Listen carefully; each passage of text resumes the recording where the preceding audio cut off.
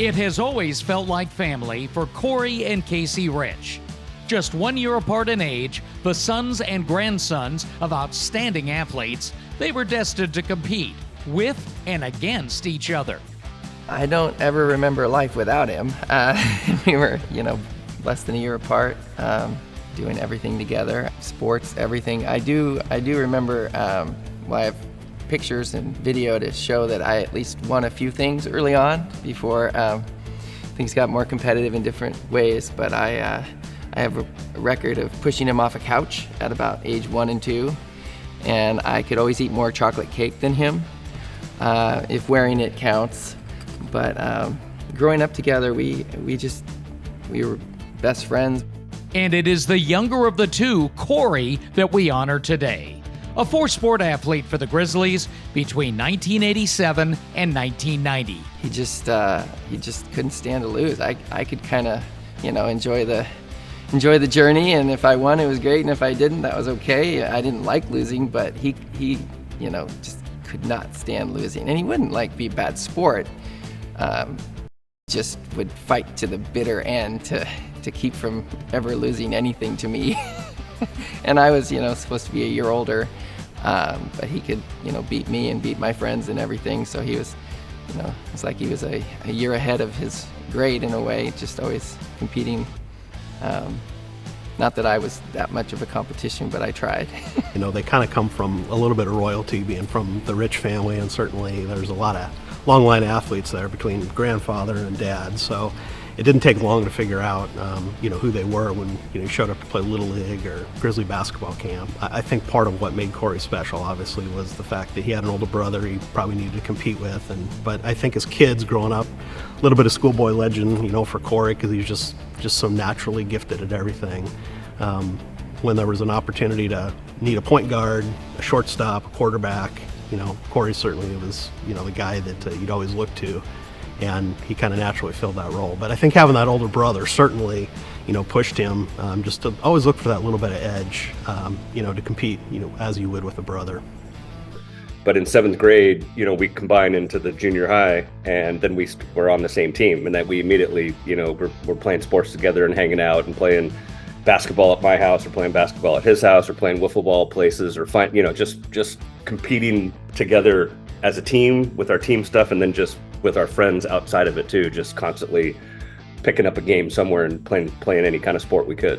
So for me as a coach, it was really fun to get a chance to coach my high school coach's grandson and my best friend's son, to get a chance to coach him in baseball. And Corey was a great 3-sport athlete and was just a joy to coach always. But it was pretty neat to tie the family aspect in. His granddad would come to our games, and obviously his mom and dad were there, and Corey was a really good 3-sport athlete. Let's not forget tennis. The brothers grew up with that game. Their father, Larry, director of Yamhill County Tennis.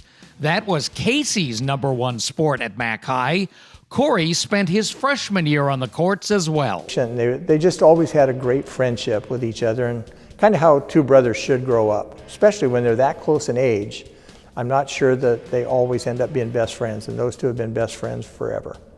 Corey's first year as a Grizzly was the school's first year in the tough Metro League. By the time of graduation, he had received all-league recognition in football, basketball, and baseball.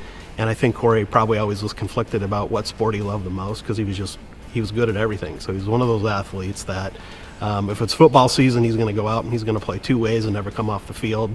Basketball, he's going to go shoot a 3-pointer and he's going to hustle back and he's going to take on the toughest defender, on the court, play good defense. When he wasn't playing baseball and playing shortstop or third base, he was probably over at the tennis court. So he loved to play everything. He loved to compete. And it was really a privilege to get to play with him and his brother. He got some all-league recognition in football. He was all-league in basketball and all-league in baseball, when the Metro League was the best league in the state. In fact, his senior year in baseball, we finished middle of the pack, but yet he still made first team all-league, and our league had 4 pitchers in it that all played in the major leagues. And we actually beat 3 of those 4 that year. And Corey was the integral part to our team, because he was the one kid that had really good success in the Metro League and all 3 sports, and people on other teams really respected him for it. And I think our kids they didn't really fear playing against the really good teams because Corey had always been able to succeed. Even when Corey overdid it in his practice and preparation, things seemed to work out. He got into bodybuilding. I don't know if he would have called it that, but he was certainly really beefing up. And he overdid a workout before a game, which probably isn't a good idea. And he was really swollen. His chest was really swollen, and they had to take an ace bandage and wrap it around his chest before the game.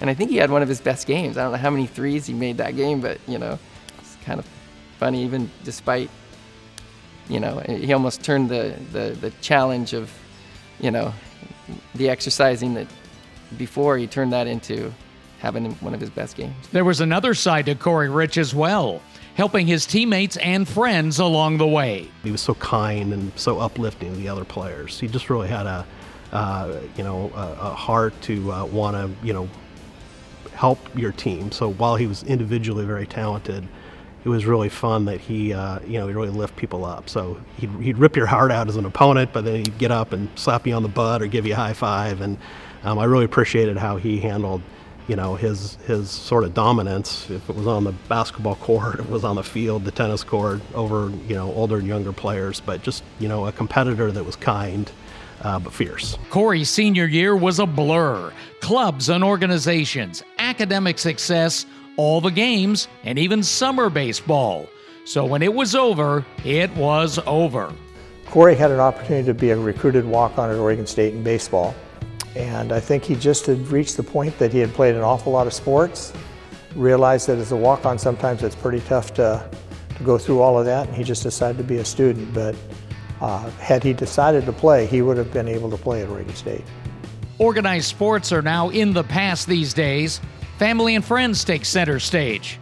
However, that will to win still burns bright. I beat him once in trivia, and then the next time he made sure he put a little more effort in. We have a book club that we started several years ago. He stays up all night, book club, and we make it competitive, like Battle of the Books. This is later years, right? This is like 5 years ago. And he stays up all night the night before, reading the book.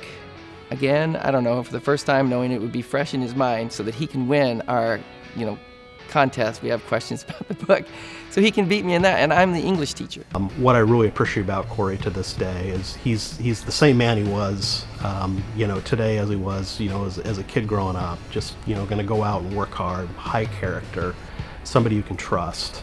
I think that, his athletic ability is still, as an adult man today, as he's as dominant today as he was in high school, and no matter what he does. And I think that I really appreciated how he runs his business, gives to the community, what a great father he is.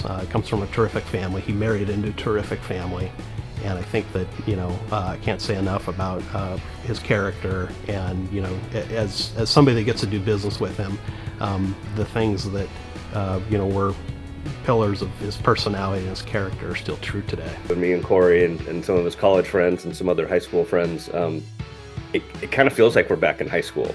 While we're crabbing, we're on the beach playing cornhole or playing wiffle ball or playing any kind of game that we can while we're waiting to go back and get the crab. And that's a blast, and I'm doing it this summer too. So looking forward to that. Today, we welcome Corey Rich to the McMinnville High School Hall of Fame.